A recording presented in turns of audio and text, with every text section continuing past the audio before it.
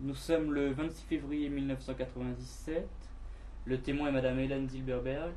L'intervieweuse est Madame Hélène Lévy von Pollack. Nous sommes à Paris en France et l'interview se déroulera en français. Voilà. Bonjour Madame Zilberberg. Donc je vais d'abord vous demander de vous présenter votre prénom, votre nom, votre lieu de naissance et votre date de naissance. Et ensuite de nous raconter votre petite enfance. D'accord. Alors, je suis Cécile Hélène Zilberberg. Je suis née le 12 mai 1935 à Paris, et même dans le 4e arrondissement, puisque c'était à l'Hôtel-Dieu. Et Vous habitiez dans quel coin j'habitais rue des Francs-Bourgeois avec mes parents, la Tour Barbette, voilà, qui était considérée comme historique. Et puis, plus tard, on a été spoliés, quoi. Voilà. Quand vous dites plus tard... C'est-à-dire pendant la guerre ou la fin de la guerre. Ah, donc bien après, oui, d'accord. Oui. Et justement, donc vos parents venaient d'où? Alors, mes parents venaient de Pologne, mais mon père est venu très jeune en France, il avait 13 ans. Et il a été à l'école, rue des Hospitalières Saint-Gervais, et il avait à l'époque comme instituteur le même monsieur qui a été notre directeur à mon frère et moi ensuite. Il s'appelait comment? Alors, mon père s'appelait Yankel Zilberberg. Et le professeur, l'instituteur, vous rappelez? Ça, je ne sais pas. Non. Je ne sais pas, mais il aimait beaucoup mon père. Il était très studieux, il essayait de rattraper le temps perdu. Et votre père, votre maman étaient donc toujours donc avait un passeport d'immigré ou un passeport français? Non, mon père devait avoir un passeport français parce que mes grands-parents se sont naturalisés. Et la dernière enfant, ma tante Olga, elle est née à Paris, elle est née en France. C'est-à-dire mon père était né, ma tante Ella était toute petite, hein, mais ils étaient français par naturalisation des grands-parents. Voilà. Et votre maman? Alors maman venait de Pologne, mais alors là je ne sais pas, c'était des familles Frischmann. Je ne sais pas, elle est peut-être venue à Paris pour épouser mon père. Et donc à la maison, vous parliez quelle langue tous ensemble? Ma mère me parlait un peu yiddish. On parlait plus français, je crois, à cette époque-là. Parce qu'on n'était pas encore avec les grands-parents. Mais mon père parlait français sans problème, hein, puisqu'il était... Donc à la maison, vous vous rappelez de parler français ensemble? Oui, et que à la maison avec mes parents, c'était très uni. J'ai bien l'image de l'appartement rue des Francs-Bourgeois. Il y avait des immenses escaliers de marbre qu'ils ont dû conserver d'ailleurs, là. Et c'était la joie, quoi. Racontez-nous. C'était la joie, et les gens autour de nous disaient que si mes parents avaient été là encore, on aurait sûrement eu encore beaucoup de petits frères et de petites sœurs. Voilà, je me souviens qu'ils disaient ça. Parce que vos parents étaient jeunes. Oui, pour moi, ils étaient jeunes. En fait, ils se sont pas mariés très jeunes. Hein. Ma mère devait avoir des enfants, peut-être la trentaine, je crois. Ouais.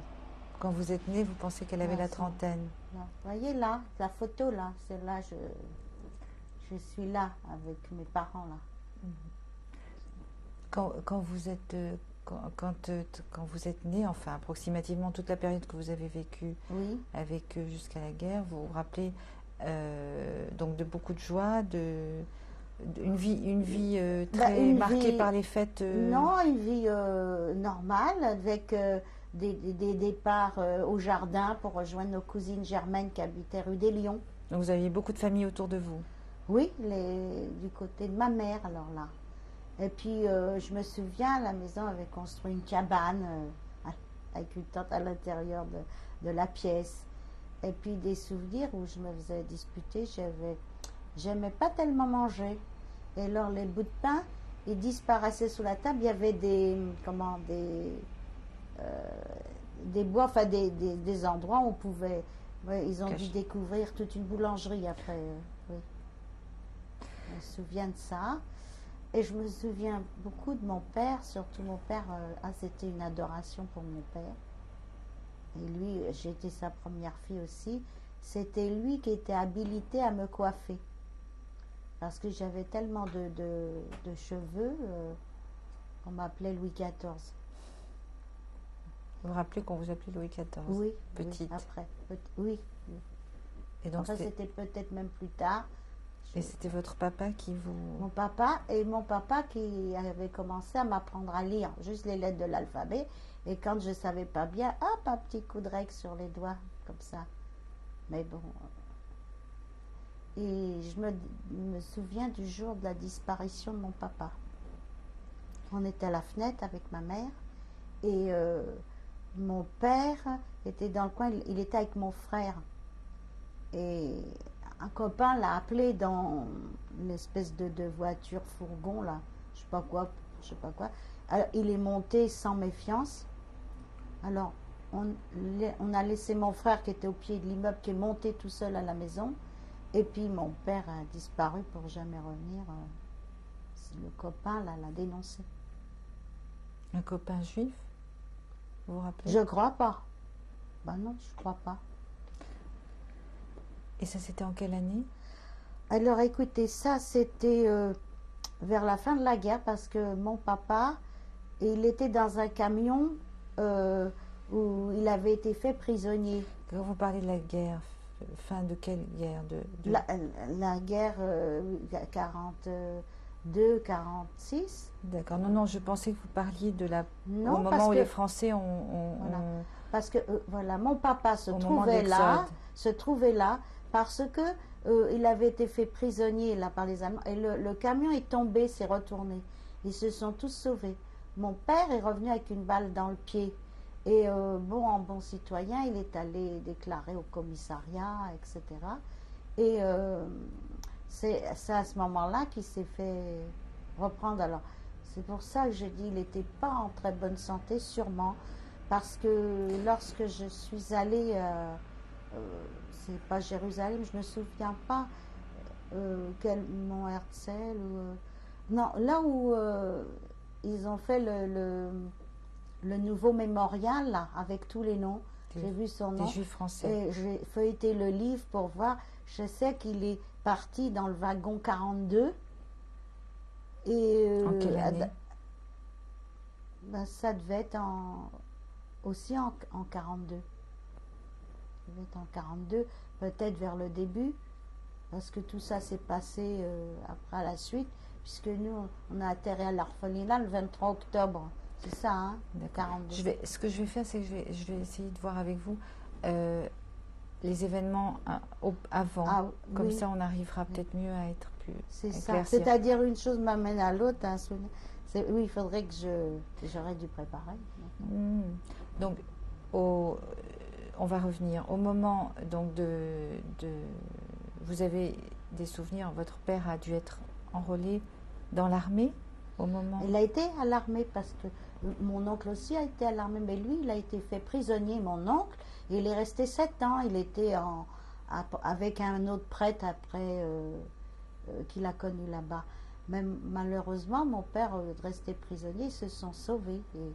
Et je crois que la balle dans le pied, pas bien soignée, qui ne pouvait pas aller à l'hôpital, tout ça, et qui s'est fait prendre, il n'a pas tenu longtemps le coup. Hein. Il n'a pas eu le temps de voir les horreurs, j'espère.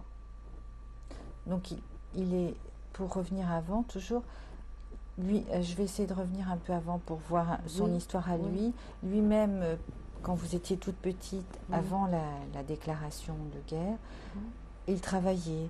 Il faisait quoi comme travail? Il faisait les marchés. Alors, je ne sais pas qu'est-ce qu'il vendait exactement, Je sais qu'il y a une pochette là que j'ai récupérée. Elle est en pièces, mais enfin, je la garde. Elle est tombée en morceaux. Et le problème, c'est que il y a une bonne femme ou une amende ou quoi qui a braillé parce que bon, elle a dû se buter là-dedans et tout ça. Et puis, il s'est fait enfermer à Drancy. Là, vous êtes à plus tard, là. Donc, quand vous dites... Je suis à plus tard. Non, là, je suis à avant. Parce que Drancy, c'était avant la déportation. Oui, bien sûr, mais avant... Mais je sais qu'il y a eu ça, mais... Avant le service... Non, ce que je veux dire, quand il est rentré dans l'armée au moment en 39, quand il est parti aider, donc participer à la guerre. Je me souviens juste un peu de son uniforme. C'était un chapeau plutôt rond, comme ça. Mais pas tellement de souvenirs à cette époque, parce que je pense que je devais avoir 4 ans. Et donc là, j'étais en train de vous parler de sa profession. Quelle profession il était, à mon avis, ça s'appelait marchand forain. Marchand forain, non, parce qu'on parlait d'une pochette, donc vous avez le souvenir. Ben oui, quand il vendait, je l'ai gardée, la pochette, parce qu'elle est en morceaux. Une pochette, il vendait des pochettes? Non, il y avait une pochette, je vais vous la montrer. Non, pas maintenant. Pas maintenant, bon. Ah oui, je pense plus. Oui, je l'ai gardée précieusement. Ce souvenir que j'ai de ma mère, c'est ce petit... chose vert là que vous voyez sur l'étagère. Oui, malheureusement, on ne peut pas le regarder maintenant, on le verra tout à l'heure. Voilà. Mais donc lui était marchand forain, forain, je sais pas, moi j'appelle ça comme ça. De vêtements, ça devait être des vêtements ou du linge, des choses comme ça. Vous l'accompagnez des fois, vous rappelez de ça? Non. Donc il avait fait déjà lui-même son service militaire en France, et ça vous en rappelez avant, évidemment. Oui, il a fait son service militaire en France, bien sûr. Oui. Et donc, l'uniforme que j'ai vu, c'était peut-être ça. Il est sûrement quelque part là. C'était sûrement l'uniforme du service militaire. Oui. D'accord.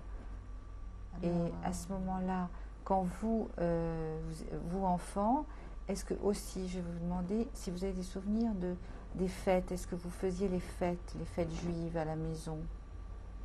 Est-ce que vous vous rappelez de quelque chose là? Des fêtes, non, je ne me souviens pas des fêtes parce que à ce moment-là, les fêtes se passaient peut-être chez les grands-parents ou ailleurs, mais sûrement pas chez nous. Hein, c'était la nourriture que votre Non, mère... la nourriture, c'était normal. Hein, c'était. Je me souviens, enfin, ma mère n'était pas très aisée et les tantes ou la famille autour se moquaient d'elle, de ma mère, parce qu'elle allait, là c'était rue des Rosiers, je crois, et elle ramassait les fruits abîmés, et après avec un couteau, ils coupaient comme ça au jardin ou quoi. Alors, ils se fichaient d'elle, mais écoutez, elle faisait ce qu'elle pouvait. Hein. Enfin, nous, on n'a jamais manqué de rien à la maison. Vous vous rappelez si elle faisait une cuisine particulière, cachère? Vous avez des souvenirs de nourriture? Elle faisait pas une cuisine cachère. Non, je crois pas. Il n'y a que les fêtes où on faisait des choses. Je me souviens qu'on mangeait des choses traditionnelles, les œufs avec l'eau salée, tout ça, oui. Mais qu'on mangeait chez ma mère. Moi, la nourriture, hein, c'était pas mon point fort. Alors, vous n'avez pas de souvenir? Si j'ai un souvenir, ma soeur, alors, elle était toute petite, elle n'avait pas 4 ans, elle avait peut-être 3 ans ou quoi. Moi, j'étais avec elle. Elle fouinait un peu partout. Hein. Et alors, elle s'était mis les allumettes sous le nez, paf, et elle a allumé. Oui. Alors, bon, ben, c'est un flash qui me revient, mais elle a fait ça. Elle avait peut-être, je sais pas, moi, 3 ans. Donc vous étiez très proche de votre petite sœur qui avait 2 ans de différence avec vous à peu près? Oui, toujours. Et votre frère? 3 ans et 2 ans avec mon frère. Mais mon frère, je ne sais pas si vous a raconté qu'il n'était pas très heureux qu'elle arrive, la prochaine sœur. Hein. Il ne vous l'a pas raconté? Ben moi, je vais vous le dire, et j'ai encore le souvenir. Quand on m'a mis dans le lit de bébé chez mes parents, là, J'avais peut-être à ce moment-là, quand je devais avoir, je sais pas, tout jeune, peut-être un mois, je sais pas exactement, mais très jeune. Et alors mon frère, il a pris une espèce de, c'était pas vraiment une trompette là, les boules sur les billes Oui, comme tous des, les, comme tous les grands voitures. frères qui Oui. vont taper. Et il m'a tapé sur la tête Oui. là, il m'a fait un trou. Non, la fontanelle, vous pouvez y aller, ça existe toujours, c'est jamais complètement fermé. J'ai toujours le. Enfin, je sais pas si ça a justifié ce qui s'est passé après, je crois pas.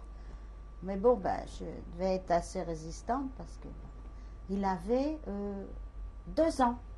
Donc ça, c'est quelque chose qu'on vous a raconté, évidemment. Ah bah oui. Alors justement, à propos de après, quand vous étiez tous ensemble, vous alliez tous à la maternelle. Vous êtes tous allés vous alliez à la maternelle vous-même. Vous rappelez avant la guerre si vous alliez à la maternelle du Je coin? me souviens pas de la maternelle. Vous ne vous souvenez pas? Peut-être, je me souviens des enfants à la maternelle qui étaient là, mais je me souviens pas si moi j'y étais ou pourquoi j'étais là. Est-ce que vous vous rappelez si vous jouiez dans la rue en bas, quels étaient vos amis, quels enfants? Oui, on jouait sur la place des Hospitalières. Il y avait les enfants qui étaient aussi à la même école que nous, les Alombrenner là, dont on a parlé. Ils étaient nos voisins, si. Et bon, je me rappelle d'eux. Et puis, il y avait des filles, elles étaient toutes rousses là, elles étaient dans la rue, ils avaient une boutique après dans la rue des Rosiers, à moins que ça soit la rue des Écoutes, je confonds les deux rues. C'est pas grave. Et j'ai reconnu les filles là, on était ensemble à l'école, il y a des visages dont je me souviens et puis d'autres non. Et après, donc, vous avez quel âge au moment de l'exode? Vous vous rappelez à peu près de l'âge? Oui. Vous aviez quel âge? J'ai juste 7 ans. Et alors, donc, votre père, vous êtes resté à Paris tout le temps jusqu'à ce que votre père soit arrêté? Vous étiez toujours à Paris? On était toujours à Paris. Vous n'êtes pas parti du tout? Vous n'avez pas le souvenir d'être parti? Non, on est parti, c'était après l'arrestation de mon père, quand il y a eu un branle-bas de combat dans le, comme on dit, sur le Platz, on appelle la part, oui. Et ils ont dit attention, ils arrivent, il faut sauver. Alors ça a été la débandade. Quand vous dites attention, ils arrivent, c'était les Allemands, les policiers, tout ça, parce que là, les policiers, là, français, ils avaient déjà embarqué les parents à mes cousines. Et je me rappelle que ma cousine Odette, c'était la troisième en partant d'en haut. Elle est venue à la maison en pleurant et ils ont dit, ils ont pris mes parents, voilà, ils ont déporté même le baigneur. Bon, alors l'aînée Rosette, on l'a jamais revue. Sa copine Cécile, c'était une Française, une catholique qui était bien vue du commissaire, tout ça, qui la connaissait qui la connaissait bien et elle est allée lui demander et de libérer sa meilleure amie, la Rosette, et parce que c'était l'aîné des enfants qui restaient. Et bon, le commissaire, soi-disant, ça c'est l'anecdote, hein, je ne peux pas vérifier si c'est vrai, et il lui a demandé des faveurs, a été très très bien sa copine. Et bon, et elle a accepté pour libérer son amie, et puis après, elle l'a pas revu quand même. Hein. Alors, elles sont restées livrées à elles-mêmes, mes cousines. Mais je considère qu'elles ont eu beaucoup plus de chance que nous.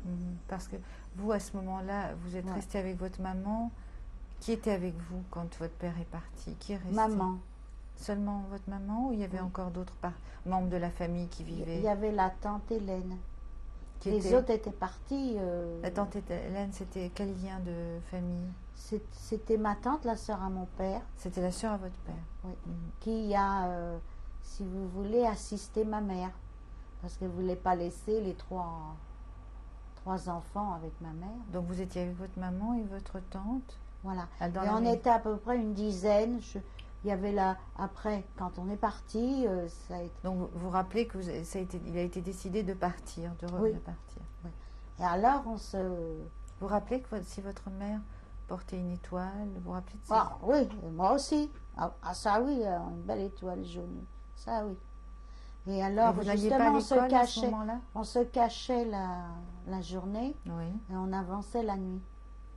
Un Ah, peu. là, vous parlez quand vous quittez Paris. Oui, oui. Mais avant, quand vous étiez à Paris, vous portiez, vous alliez à L'étoile. l'école à ce moment-là. À ce moment-là, je Vous ne ne vous rappelez pas? je me rappelle pas. Parce que je me rappelle l'école qu'à partir du cours primaire ou quelque chose comme ça. Je ne me rappelle pas avant. Parce que Parce que le cours je suis primaire. partie en exode, j'avais 7 ans. À ce moment-là, je n'allais pas à l'école. Je sais Vous pas n'alliez si- pas à l'école. Non. Et on est parti rappelez- avec ma mère, tout un groupe, parce que c'était... Et les passeurs. Et je vais revenir à quand vous parliez de la place, Oui. quand vous dites qu'il y a eu un affolement. Oui. Et là, vous vous êtes caché avec votre maman à ce moment-là, quand il y a eu cet affolement et que des gens ont été Non, arrêtés? on n'avait pas où se cacher. Ça a été décidé justement trop vite, n'importe quoi. On est parti avec les premiers passeurs qui se sont présentés. Et comme ça, c'était C'était au moment de... Vous vous rappelez? Est-ce que l'exode. vous aviez déjà eu... Enfin, peut-être vous n'avez pas le souvenir. Est-ce qu'il y avait eu cette rafle du Veldiv à ce moment-là? Ou est-ce que c'était à ce propos? C'était quand la radio Veldiv? C'était en 42? 16 juillet 42, c'est une date qui porte malheur. Oh, cette date. Alors, juillet, août, septembre, octobre, étant donné qu'en octobre de la même année, on était déjà là, je pense que ça devait être avant. Que vous êtes parti? Oui. D'accord. Il devait parler de peut-être de cette rafle-là ou d'une autre. Oui. Hein, il raflait. Et alors, ils se sont affolés et on est parti comme ça, droit sur la ligne de démarcation. Donc vous, votre tante, votre maman et Oui. votre petite sœur et votre grand frère, Voilà. Et d'autres personnes, mais je ne me Que- souviens pas. que vous ne connaissiez peut-être pas. Et alors, la bonne et le bébé, hein, qui était là. La La- maman du bébé. La bonne, c'est-à-dire c'était la bonne de votre maman? Non, de ma grand-mère. Elle partait là, elle était restée à la boutique. Parce que votre grand-mère avait quoi comme boutique? C'était une... Elle avait une boulangerie. Alors, une première boulangerie rue de Jouy. Elle est toujours là, j'étais la voir là il y a quelques jours, comme j'étais dans le coin. Et un peu à côté, devant, il y avait la blanchisserie de Madame Desrumeaux. Voilà, la famille. D'accord, donc C'est vous comme nous ça parlerez qu'ils sont tout à connus. l'heure. Oui. D'accord. Donc là, vous partez. Et Là, vos on grands-parents restent toujours, sont toujours à la boulangerie quand vous Ah non, partez. mes grands-parents étaient partis. Notre tante était partie, les autres étaient partis. Hein. Ils étaient Non, tous partis. on était tous. Partis, vous voulez dire en zone libre? Oui, ils étaient partis. D'accord. Il n'y a que ma tante qui était restée. Voilà, alors je vous laisse nous raconter Voilà. comment Ma vous tante, êtes la partis. pauvre. Alors là, là, je me souviens là c'était d'une marche dans la peur. Fallait pas parler, fallait pas crier, fallait pas. Bon, avec des enfants comme ça, surtout avec un bébé, bon, c'était pas drôle. Et on marchait, on avançait jusqu'au jour où on est arrivé et on a entendu un branle-bas de combat, des trucs, des fusils qui pétaradaient, tout ça. Et là, les passeurs, ils nous ont livré tout droit à la ligne de démarcation. C'était pas, à ce moment-là, c'était pas des nazis hein, c'était des soldats allemands. Et Des soldats allemands. oui, des soldats allemands, l'uniforme, et bon. Et bébé commençait à pleurer. La première chose qu'ils ont faite, c'est qu'ils commençaient à tirer. Ils cherchaient à atteindre les passeurs qui s'étaient tirés après s'être fait largement payer. Et après, paf, ils nous livrent dans la gueule du loup, là, carrément. Donc toutes Voilà. ces personnes ensemble. Alors ma jeune tante qui a vu ça, là, elle s'est trouvée mal. Bon. Et un Allemand, il l'a mis sur son vélo. En vélo, je me rappelle ça. Et on est arrivé jusqu'au camp. Alors là, Qu'est-ce que vous appelez le camp? là où on allait être, nous, qu'on allait séjourner là. Alors on était. C'était quoi? C'était une prison? C'était une prison. Oui, une prison. C'était où? À Chalon-sur-Saône. D'accord. Donc c'était vraiment au moment du passage de... Oui, oui. Et vous étiez tous ensemble, toutes les personnes qui avaient traversé Toutes avec les vous étaient là. personnes. Et nous, les enfants, on était assis dans une espèce d'antichambre sur des trucs en bois. Vous avez été séparés de votre maman à ce moment-là? À ce moment-là, pas vraiment, mais ils étaient tous dans une pièce et c'était l'interrogatoire et les claques qui pleuvaient. J'entendais bien. Bon. Et alors après, on nous a fichus dans une grande pièce où il y avait des matelas par terre. Et on est resté là 8 jours. On donnait à manger une vague soupe aux choux. Enfin,